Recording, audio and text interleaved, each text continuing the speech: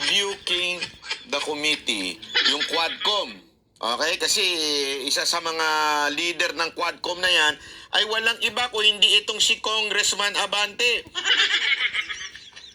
Alam mo, even if you are a chairman, merong karapatan ang mga members o di kaya ang other congressman o men na na rebuke ka. Yung sabihin, itama ka pag may mali. Kaya diba? nga.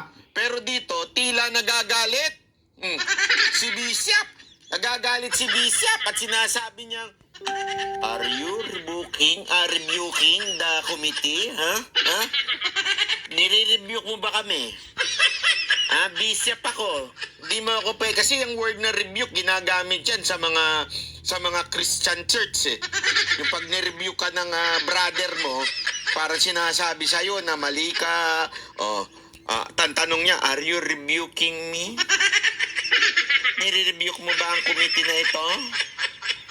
Siguro si Bishop, dahil sa sobrang kataas-taasan siya sa kanyang iglesia, kataas-taasan siya sa kanyang church, ayaw niya ho nang nare-rebuke.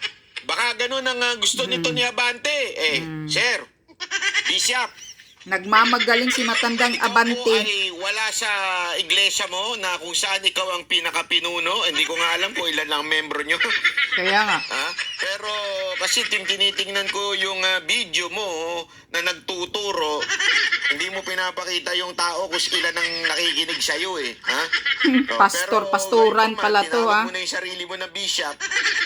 Bishop. Let's assume na merong nakikinig sa'yo. Ganyan ba ang asta ng bishop? Are you rebuking this committee? Mayabang. Things for a while. Oh.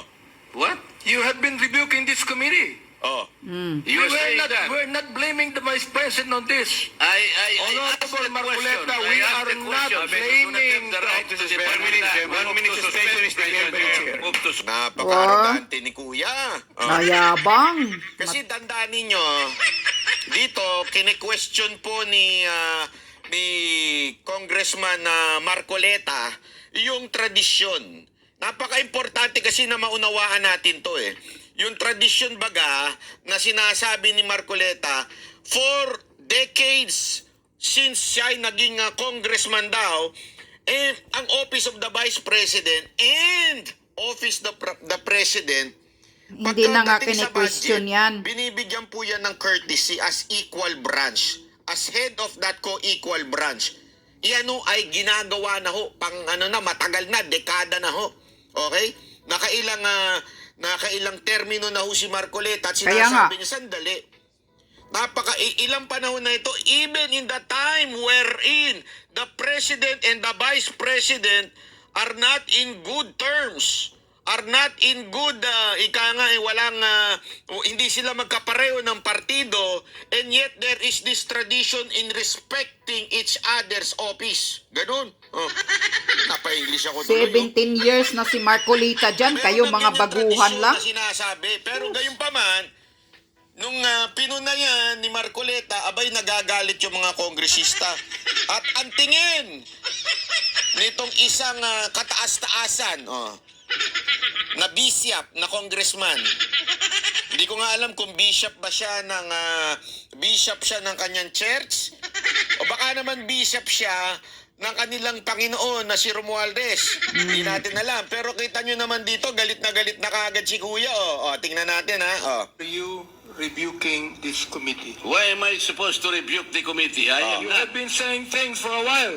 Are you saying things in a while? Pagalit na si Kuya. Ikaw naman Kuya, huwag ka masyadong galit-galitan dyan. Hindi ka naman nakakatuwa. Hindi mo nadadaan sa galit yan.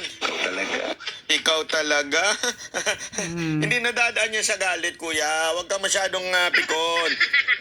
Mayabang nga eh. What? You have been rebuking this committee. We're not blaming the vice president on this. Honorable Marcoleta, we are not blaming the right to suspend. 1 minute suspension is the move to suspend. Grabe. Malupit yung na yun. At dahil nga doon, mga kababayan, naglabasan tuloy. kasi napaka-arrogante nito ni Bishop. Kaya nga. Sobrang arrogante ni Bishop. Aroganting mayabang Maraming nagalit. matanda. Alam mo naman ang mga netizen, mga Pilipino, pag nagalit yan, yari ka dyan, magre-research yan. Ha? Marami tuloy yung naglabas ang picture niya. Isa-isayin natin yung picture niya na naglabasan para makita natin. No? Napaka-importante nito. Una-una sa lahat, ang pinakamalapit sa kanyang puson. Ha? Walang iba ko hindi ito. Ayan. Yan. Oh, yan. Saan galing yan? Yung kanyang Louis Vuitton. Kaninong pera yan? Lumang bag.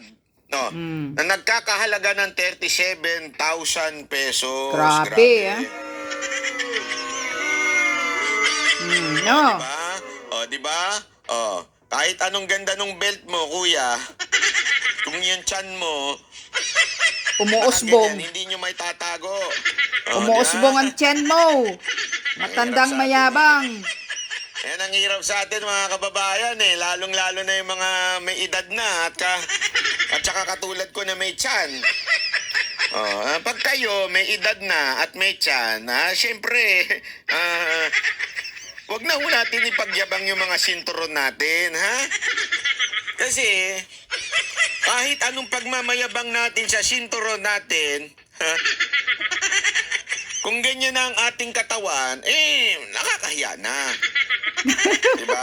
Hindi ibig sabihin Bumubutsyag yung nagsuot ka tiyan. ng sinturon na maganda at mamahalin, gaganda at sexy ka na. Parang palaka Mali. ang katawan. Diba? Laki ng tiyan. Ako. Kita nyo yung aking sinturon ko para patunayan sa inyo. Yung sinturon ko yung nabibiling tigsi 50 pesos. Alam nyo ko itong sinturon nito. Ito, tip ko lang sa inyo to, ha? Hindi, tip ko sa inyo to. Tandaan ninyo, pag kayo magsisinturon ganitong sinturon ninyo, papakita ko lang sa inyo, baka sabihin nyo, niloloko ko kayo. Ayan,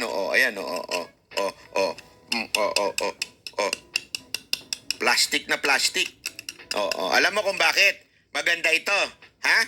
Una-una, wala na itong tinutusok-tusok pa, di ba? Yung para sumaksak yung gaganto mo lang yan. Na iipit mo lang, ganun, ayos na, di ba? Pangalawa, pag bumabiyahe ka, di ba? Sa pagbabiyahe ka, aeroplano ka, laging patatanggal sa'yo yung sinturon mo kasi tutunog ka pa rin. Kahit nailapag mo na lahat ng cellphone mo, kahit nailapag mo na lahat yung laman ng bulsa mo, pero since nakasinturon ka, tutunog yan. Tama, mali? Pero pagka ganito, sinturon mo, walang tutunog kasi plastic to, di ba? Tama, mali? Di ba? Utak lang yan, Louis Vuitton mo. Pag pumunta ka ng ibang bansa dyan, tutunog yan, sigurado. Tutunog yan. Alam mo kung anong tunog? Peke. Ay, hindi peke. Sigurado naman ako hindi peke yan. Mayaman nga yan si Bishop di ba? So, hindi peke yan. Yung kanyang Louis Vuitton, hindi ko alam kung magkano niya nabili yan. Pero ang market price niyan ay 37,000. Grabe, pambira. Ang tunog niyan, Pambira. pira ng taong bayan. Pira ng taong bayan. Ito pa. Yan ang tunog. Susunod. Yan dahil pa. yan. Relo Ito niya, naman, Rolex. yung relo niya. Ay, di pa pala. Sasakyan, Yung kotse niya. Mercedes. Yan, Alam mo ang problema dito kay Bishop, ang hilig kasi mag-post Sabi niya dito, my new baby took the place of my C63 AMG V8. This is a smaller version of 4-cylinder 301 horsepower. Not so fast but lighter and economical. Still a Benz and an AMG. Wow, my baby, Who's your baby? Yan. Napapala mo kasi sa pagyayabang mo, sir. Lumalabas. Diba? Napala mo sa pagyayabang mo. Tandaan ninyo, ito'y isang congressman at isa itong bishop. Mayabang na bishop. Pambihira, Pambihira ka talaga, Congressman Bishop. Next. Ito, Rolex. ang Rolex niya, ang Skydweller. tinatanong dito kung Skydweller ba yan? Magkano ang halaga? Anak ng wewe. 2,565,000 ah. Grabe naman yun. 923. Woo! Grabe Sorry, oh. ako kasi talaga, pasensya na. 2 milyong Hindi talaga Rolex. hindi ko nga maintindihan sa mga taong nagsusuot ng relo na ganyang kamahal. Kaya nga. Ano ba oras dyan? Magkaiba ba tayo ng oras dito? Correct. Hindi, totoo. Magkaiba. Ito ang pinaka unang labas ng iWatch. Bakit importante itong iWatch? Kasi, ayan o. May fitness siya. May fitness. Importante sa akin yan. Para malaman ko kung tumitibok pa ba yung puso ko. Matagal na din tumitibok mula nung iniwan ako eh. Totoo. Gago! Oh, totoo. Sinisigurado lang natin ha. Pero, totoo naman. Di ba? Oh, ito, ayan. Tapos nandyan yung oras at saka yung kung ano pa nandyan. Oh. At least notification, at least sigurado kahit hindi mo naririnig yung cellphone mo, manginginig yan, biglang gaganon yan, di ba? Ang bihira ang buhay ito. Habang gumaganon yung daliri mo. Ba't pag gumanyan na daliri mo, nagbabibrate na yung, yung relo. O, di ba? Oh. At least may gamit. Yung Rolex, sige nga, ano lang meron dyan? Orasan. Orasan lang. Nag-a-alarm ba yan? At pagyayabang lang. Hindi nga siguro nag-a-alarm yan eh. Tapos ang halaga, 2.5 million? Ay, pambihira naman oh. O, di ba? Yan, ang representative. Magkano lang ang sahod? Hindi naman po yan. Hindi naman ho ata makatarungan na po yung ganyang klaseng presyo. Sir, ganyan po ba ang pagkabili ninyo dyan? 2.5, 65,923? Hindi na yata kumakain ng ilang Naman siya. taon Oh, ito pa. ah. Not one, but Yan twice. pa, isa pang Rolex, Thrice Blue and four Submariner. times. No. Ito naman, Rolex Blue Submariner. 2,799,808. Wow. 2.7? Wow. Ay, grabe. Ano ba yan? Gago! Grabe naman yan. 2.7. Motor na yan ah. Yan. Yan ang mga congressman. Ay, grabe naman yun. 2.7. Nakapagbili ng mga Ulitin natin yun. kapritso. Ano ba yun?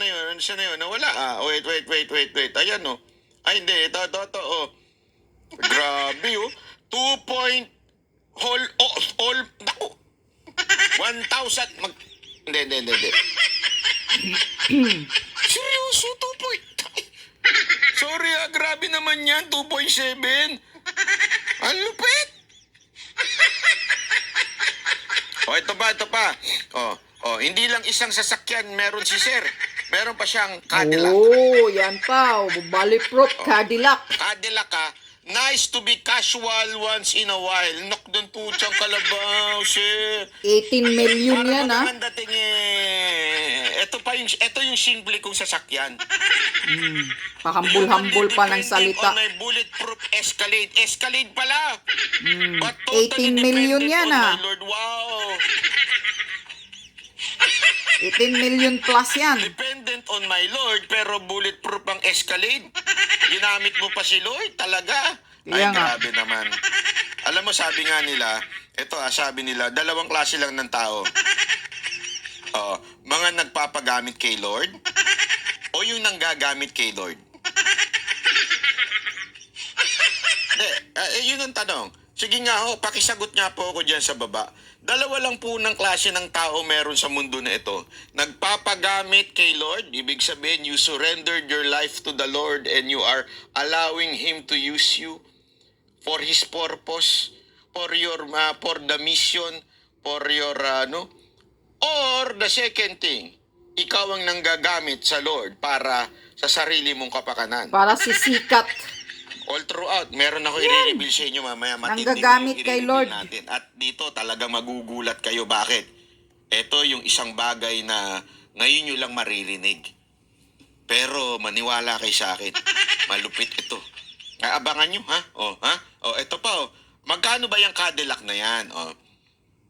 Ay, grabe naman. 18,580,000. 18 million po. Grabe naman. 580,000, 18 million nga. Kaya naman pala ang yayabang niya mga Cadillac na yan sa karsada. Pag ako nakakita ng Cadillac talaga sa karsada, ibabalandra ko talaga sa gitna yung motor ko. Bahala ka. Grabe, 18.5. Ano to? 18.5. 18 million. 18.580,000. Grabe. Ang gulo mo, Banat Bay, ha? Hindi, grabe di ba? Ganyan yung kamahal. Sandali lang, Banat Bay. Sandali. Bakit? Ano bang masama sa mga ganyang klaseng, yan ho ba ay masama? Ha? Siyempre. Yan po ba ay, hindi ho ba karapat dapat yung ganyan? Check muna ang salin nila. Ganyang klaseng, Kano lang sahod nila eh. congressman? O di kaya, bishop? Masama po ba yan? Baka naman inggit-pikit ka lang, Banat Bay. Hindi, kasi baka mamaya inggit ka lang naman talaga eh. Porket ang relo mo ay watch. Ang sinturon mo plastic, no. Ang wallet mo parang pampalengke. At yung sasakyan mo, no comment. Di ba? Baka naman inggit ka lang, Banat Bay. Masama na ba? Kasalanan ba maging mayaman ngayon? Bilang isang congressman? Kung talagang laki siya sa mayaman, tama-tama, yung kanyang church, tax-free yun. Ikaw po ng kanyang church, mga membro niya, masama ba yun? Pagiging mayaman? Hindi ako sasagot sa inyo. Baka sabihin nyo, ako pa sasagot eh. Hindi akong sasagot sa inyo. Ha? Ako, hindi ako mahilig sumagot eh. Ito, isasagot ko sa inyo. Ito, basahin natin. Republic Act 6713, Section 4. Letter X. Sa iba, letter X. Yan, ang konstitusyon Letter H, ng mga nasa gobyerno. Simple living. Tandaan natin ba, Republic Act 6713, Section 4. Hindi ito suggestion, hindi ho ito advice. Ito po'y batas. Batas po ito, mga kababayan, ha? Batas po. Okay? Ito daw ang code of conduct ng mga public official. Public officials and employees and their families. Tatlo yan. Yung mismong opisyal, yung empleyado, at yung kanilang pamilya shall lead modest lives appropriate to their positions and income. Magkano lang ang income ng congressman? Kaya nga. Depende, Banat Bay. 175 Legal ba o illegal? nga lang Kasi eh. magkaiba yun eh. Sa legal, wala pang 300,000 siguro yun. Yan, Mahigit 175,000 lang ang sahod nila, 300,000. mga So mahigit kumulang, congressman. 300,000 din yung kongresista. Maximum na, di ba? Kasi nakasulat dito, appropriate to their position and income. Sige, i-times natin ha. Sa 3 milyon, okay? 3 million, okay? Divided by 300,000, malaki na yan. 175,000 lang sahod nila. Ayan. Buwan-buwan yung Ilan mga yun? congressman. 300,000 kasi, 300,000. 175 lang. Di-divide ko na nga eh. Ito naman eh. Kaya nga, hindi na yata Divided kumakain si Pastor. Mayabang abante. Pinagbibili na ng luho. Magkaparehas sila 3 ni million divided by 300,000 Kaya halos lahat ng is congressman equals dyan, to 10. mamahaling mga Isipin mo, kapretsyo. 10 buwan ka nagtatrabaho Isang taon. para lang makabili ng isang relo. Hindi ka na kumakain. Kaya nga, let's say 1 year. Just to buy 1 Rolex. Okay? Kailangan 10 buwan ka nagtatrabaho. Hindi ka kakain, hindi ka iinom, hindi ka maggagasolina. Gagamitin mo lang yung pera mo pambili ng relo. Sa luho. So what do I mean by that? You're not living appropriate to your position and income. Unless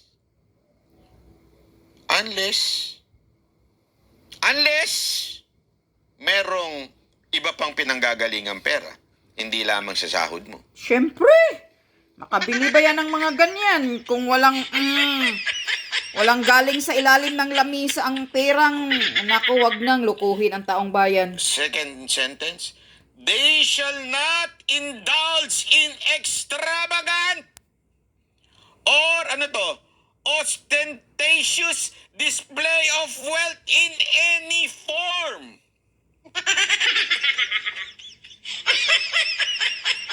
Sagutin niyo ako, mga kababayan. Sagutin niyo ako. Ako, nagtatanong lang ako ng maigi dito, ha? Nagtatanong lang ako baka sabihin ninyo, ako eh. O, eto. Anong tawag mo dyan? Display. Kayo ho sumagot, ha? Kayo ho sumagot, hindi po ako. O. Yan po ba ay extravagant or ostentatious? Ano ba ibig sabihin ng ostentatious? Oy, Siri. Ano nga? Wait. Ostentatious. Ayan, o. O, ang ano ibig sabihin nun? Ibig sabihin nun, sa dictionary ni Google, ay characterized by vulgar or pretentious display. Naku, kahit nga pretentious lang eh. Ayaw ng batas. O, designate to impress or attract notice. Ibig sabihin daw, hindi ka dapat makaka-attract ng notice o magpapa-impress with your wealth bilang isang public officials. Tanungin ko kayo, mga kababayan, ang pagsuot ba ng sinturon ng Louis Vuitton, yan po ba extravagant? Comment nyo sa baba, yes or no. Yan po ba ay ostentatious? Ibig sabihin, nagdi-display ka ng iyong pagiging nagpapa-impress ka? Of course. Ano Comment pa? nyo sa baba. Nagmamayabang. Again, this is not a question of if you can buy or you cannot buy. Kasi Yeah. marami nagsasabi dyan, nung nag-post ako sa isang senador sabi nila, kasi yung relo niya, 2 million mahigit din Tapos ang sagot nung pinost ko yun, sabi nung iba, mayaman naman talaga yung pamilya na yan Mga kababayan, ladies and gentlemen, it is not a question of if you are rich or not. It is not illegal to be rich. It is not a criminal to be rich. But the Republic Act 6713 Section 4, letter X, says, do not display, do not be extravagant or ostentatious. Yan po ay hindi suwestyon. Yan po ay batas. Now answer me. Is this a extravagant or ostentatious display of wealth? Napakahirap naman banggitin itong ostentatious, pati yun. Sosyal O, second question. Ayan, tanungin ko kayo, hindi naman masama, hindi naman krimen ang magmay-ari ng Mercedes-Benz. Lalo na kung sinasakay mo dyan magandang kababaihan. Hindi naman po illegal yon. Basta hindi mo lang tsutsuk-tsakin. Kasi kung may asawa ka, masama yon. Pero kung hindi naman, wala ka naman asawa, walang problema. No? Pero gayong paman, ano sabi? Sa Republic Act 6713 Section 4, they shall not indulge in extravagant or ostentatious display of wealth. Tanong, is this extravagant? Of And course. is this a display of wealth? Of course. In any form. Mga kababayan, nakasulat po dyan, in any form. Oh. Eto. Sige ho. Yan po ba ay extravagant or ostentatious display of wealth in any form? Kayo sumagot, hindi ho ako. Kayo. Eto pa, isa pang relo. Rolex uli. 2.7 million, imagine. Is this being extravagant or ostentatious display of wealth in any form? Hindi na kumakain si Sagot. Pastor Abante. Yes or no? Ng ilang taon. Para Eto lang pa, makabili ng Rolex. pag-post nito. Yan, lalo pa to, 18 million plus. Na Cadillac. Again, hindi ho natin sinasabing masama o illegal na magkaroon ng bulletproof na sasakyan. Hindi yun. Ang point dito, they shall not indulge in extravagant or ostentatious display of wealth. Huwag mo nang i-display. Oh, pero ano ginagawa? So what do you call this person? Mayabang. Galit na galit sa mga bagay na masama sa ibang tao. Galit na galit keso para sa bayan. Galit na galit keso ginagamit daw ba yung pondo ng Office of the Vice President para sa taong bayan. Pero siya, ganito. Kaya nga. Anong tawag mo? Double standard. Tama, mali? Pokrito. Di ba? Double standard ang tawag sa ganyan. Kaya nga may sagot po dito si si Marcoleta eh. Oh, ito, pakingge si Marcoleta. Oh, papakita ko lang sa inyo. Oh, ito oh. Ikaw hindi ka marunong mag-promispeto eh. Di ba? Bago mo invoke yung public trust, public office is a public trust, tingnan mo sa sarili mo if you are competent enough to exercise that trust. Hindi, ayaw mong igalang eh. Ba't Office of the President ang pinatawag nyo? Wala po bang notice of disallowance sa mga OGCs? Napakarami. Sa mga opisina ng mayor, gobernador, AFP, at saka yung PNP. Yun ang sinasabi ni Marcoleta dito paulit-ulit. If we want a standard to be imposed to a certain office or department, dapat pantay-pantay. Hindi lang sa isang departamento o in this particular instance is the Office of the Vice President. Dapat sa lahat. Kaya ko nga pinakita ito sa inyo, yung mga di umano, mga pagmamayari o wealth is simply saying na itong si Abante ay double standard na congressman. Kaya na lang, pati dito, sinasabi ngayon ni Marcoleta, pati doon sa pag-judge ninyo sa Office of the Vice President, double standard kayo. Bakit yun lang ang pinupunan ninyo? Ang daming may confidential funds, ang daming ganito-ganito. Even the Office of the President may confidential funds. Kaya nga. Nagbigay kayo ng courtesy sa kanila. Bakit dito sa Office of the Vice President, which is, yan naman lagi ang ginagawa ng bawat gobyerno. Matagal na ho, nagkakaroon ng courtesy. Bakit po nagkaganon? Dati naman hindi po kayo nagtatanong o gawa-gawa na lang o sinadya po ninyo ngayon. Sapagkat kung tutuusin, parang may immunity eh. Dahil nga doon sa tradisyon eh. Wala naman tinatanong noon eh. Maliban lang ngayon. Ngayon lang kayo naglulundag. Yung sinasabi nga natin, nagdadadamba kayo, halos nag-aagawan kayo na kayo ang mauna. Ayaw na po ng mga naglulundag. Naggigitan kayo. Nagigil kayo. Na magtanong. Di ba? Ikaw hindi ka marunong mag-promispeto eh. Di ba? Bago mo invoke yung public trust, public office. So, ayan yung sinasabi. Ang problema kasi, kaya tuloy, ayan. Ito mga kababayan, ito ipapakita ko lang sa inyo. Napaka-importante nating maunawaan ito eh. Napaka-importante nating maunawaan po ito. Kasi, alam niyo kung bakit? Ito. Since you are a bishop, you are a bishop of a Christian church, I will use yung mga karapat-dapat sa iyo. The same judgment that you are doing with the office of the Vice President is the same judgment that I'll be using against you, Mr. Bishop, Congressman Abante.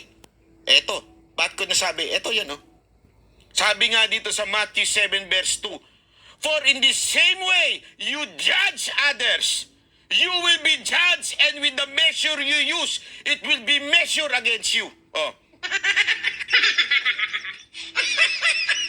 Gusto mo, di ba? Ito ginagamit mong panghusga sa Office of the Vice President. Yung wealth, yung ginagamit ba ng tama yung pondo ng bayan. The same judgment I will use against you.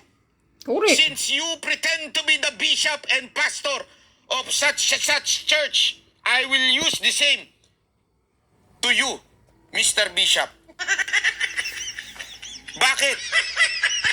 Sabi po ng Biblia for in the same way you judge others, you will be judged with the measure you use. It will be measured to you.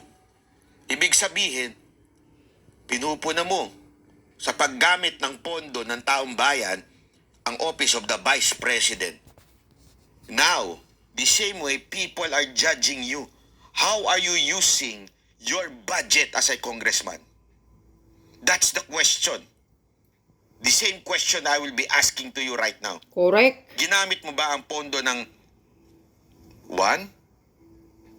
ng iyong opisina bilang public official para sa mga constituent mo?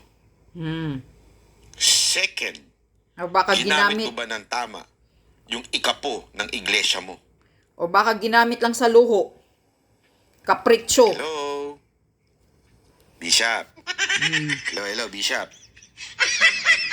Yan. Ayan, Bishop. Ano, Bishop? Ha? Magaling ka kasi magpuna sa budget ng Office of the Vice President. Ngayon, pupunahin ka rin namin sa mga luho mo na pinagdi-display mo, pinagyayabang mo, ang Louis Vuitton mo na belt, na 37,000, wow. Ang Cadillac mo na sasakyan na bulletproof. Ang MERS mo, may pabibi-bibi ka pa. Wah, ang yabang-yabang ng matanda. Yan ba ang gawain ng pastor?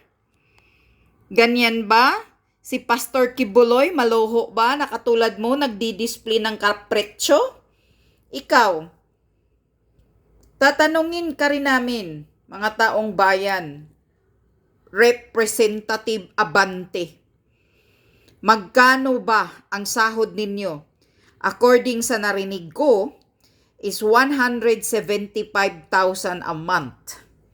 So kung ganyan kamahal ang mga luho mo, sa Rolex lang 2.7, 2.5, sa Cadillac mo na bulletproof mo na sasakyan na 18 million plus, hindi ka na ba kumakain ng ilang taon para lang makabili niyan?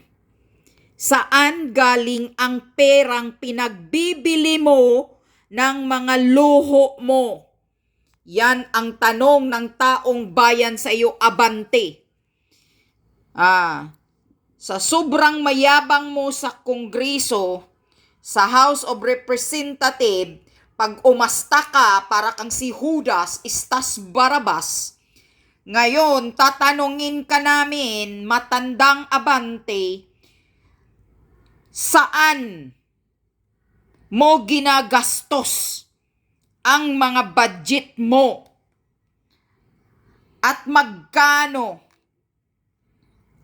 ang mga nakaw ninyo dyan na pinagbibili ninyo ng mga luho ninyo, mga congressman? Katulad din ni Kimbo. Yan. Pira ng taong bayan yan. Ang kakapal ng mukha ninyo. Makakapag-display pa kayo ng mga kapritsyo, mga luho ninyo, na magkano lang ang sahod ninyo dyan. Kaninong pira yan? Pinagbibili mo, Abante? Sagutin mo ang taong bayan ngayon. Kapal ng mukha mo. Walang hiya ka, matanda ka.